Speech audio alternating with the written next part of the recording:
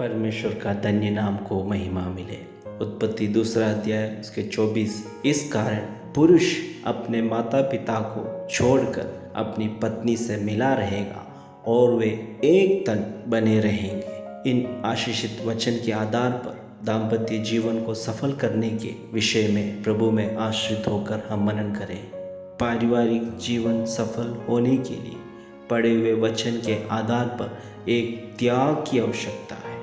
स्वयं के पिता एवं माता को छोड़ना है, स्वयं के परिवार को है छोड़ने की जरूरत। पंच संहिता 45:10 भी यह प्रबोधित करती है, हे राजकुमारी सुन और कान लगाकर ध्यान दे, अपने लोगों और अपने पिता के घर को भूल जा। यह अत्यधिक मुश्किल बात है, इसलिए सुनना, कान लगाना और ध्यान देने की बातें इन प्रबोधन में मिलाया गया है। छोड़ना, भूल जाने का मतलब यह नहीं है कि माता पिता के प्रति कर्तव्यों को छोड़कर उन्हें त्यागना, परंतु उन्हें संभालने का कर्तव्य वास्तव में है। ये उनके दाम्पत्य जीवनों में आशीष है, उनकी पीढ़ियों के लिए आशीष है। इसलिए ध्यान दें, दाम्पत्य जीवन सफल होने के लिए जिन्हें छोड़ना है, जिस बातों को छोड़ना है, छोड़ने के बाद एक मिलन की आवश्यकता है। पति पत्नी दोनों एक तन हो जाना ही मिलन है। साक्षात सृष्टिकर्ता परमेश्वर विवाह के द्वारा दोनों को एक तन होने का कार्य करता है। इसका मतलब यह है कि मेरे परमेश्वर ने ही मुझे जीवन साथी दिया है।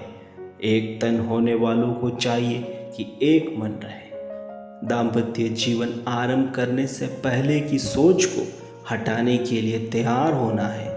दोनों के स्वयं की एक आदर्श सोच है, उसको बदलना है। मेरा एक प्रसिद्ध गुरु इस प्रकार कहते हैं, before your marriage you should divorce your ideal wife और योर आइडल हस्बैंड। अर्थात विवाह से पहले आपकी अपनी सोच को तलाक देने से ही विवाह के बाद आप तलाक रहित एक स्वस्थ विजयी दाम्पत्य जीवन जी पाओगे। इसलिए ध्यान दें, दाम्पत्य जीवन सफल होने के लिए दोनों एक सोच के अधीन एवं नियंत्रण में रहने वाले हो। यही एक सोच आने का कारण है। क्या आप जानते हो किस प्रकार यह एक सोच उन्हें नियंत्रण करती है? पारिवारिक जीवन में प्रवेश करने के पहले दोनों परमेश्वर से प्रार्थना करते हुए उपदेश प्राप्त करके विवाह के लिए तैयार हुए लोग होने पाए।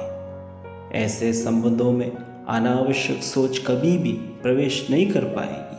परमेश्वर ने आदम को उसके लायक साथी को प्रदान किया था। उस लायक साथी का भेद यदि गहराई से समझे तो इसका अर्थ पुरुष के साथ खड़े रहना, पुरुष के कमियों को दूर करना है। एक पुरुष और स्त्री का वास्तविक कमी क्या है जानकर उसे हटाने के लिए सृष्टिकर्ता परमेश्वर ने तैयार करके दिया हुआ व्यक्ति है जीवन साथी। यह समझ उन्हें एक तन बनाती है, एक सोच में चलने की प्रेरणा देती है। बाद में आने वाले जीवन की कमियों को प्रार्थना के साथ परमेश्वर के सम्मुख रखकर परमेश्वर से बल और कृपा प्राप्त करके आगे बढ़ोगे तो दाम्पत्य जीवन विजय हो जाएगा।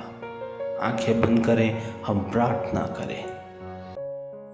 स्वर्गीय पिता परमेश्वर, ये सुने हुए वचन के अनुसार दाम्पत्य जीवन विजय होने जैसे विचारों के अनुसार हम चलने पाए। दोनों की कमी क्या है जानकर उसे सुधारने के लिए उस संबंध का मूल्य चुकाकर परमेश्वर को महिमा देते हुए दाम्पत्य जीवन विजय बनाने के लिए प्रभु यीशु मसीह द्वारा सहायता प्राप्त होने पाए। आमीन।